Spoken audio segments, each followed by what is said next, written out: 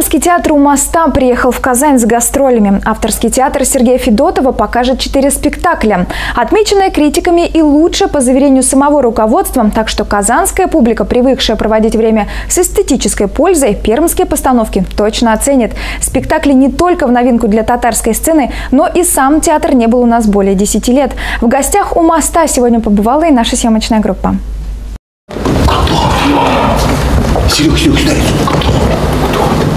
Кто-нибудь из женихов?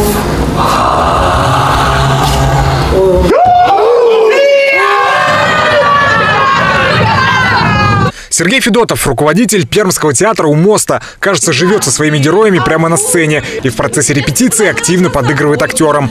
Потому, наверное, театр и называется авторским. Уж слишком чувствуется мощное переживание этого автора и его твердая рука. Ну а как без этого? Без эмоций на сцене и зритель не посочувствует героям. Каждый наш спектакль – это импровизация.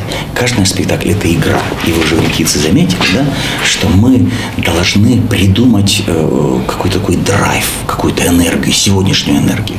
Мы должны снести зал, мы должны взорвать умы. И каждый наш спектакль – это всегда бомба. После каждого спектакля всегда наступает катарсис. За кулисами театра все в состоянии 5-минутной готовности. Несмотря на это, режиссер спокойно отвечает на наши вопросы. Ну а на сцене все продолжается мистическое действо. И свет, и полутени, и, конечно, игра актеров.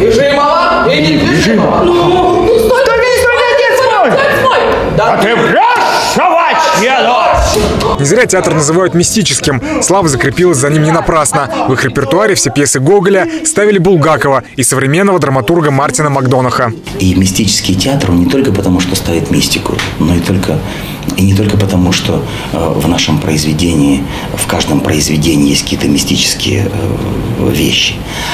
А с нами всегда происходят мистические события. С Гоголем у театра отдельная история. Например, спектакль «Паночка», поставленный по мотивам известного произведения классика «Вий», играли более 3000 раз. На счету театра около 127 фестивалей, премьеры за границей России. А вот в Казани мистики в первый раз. И зритель ваш, вчера мы уже сыграли 2 «Паночки», зритель ваш потрясающий, тонкий, отзывчивый, очень с юмором, с большим.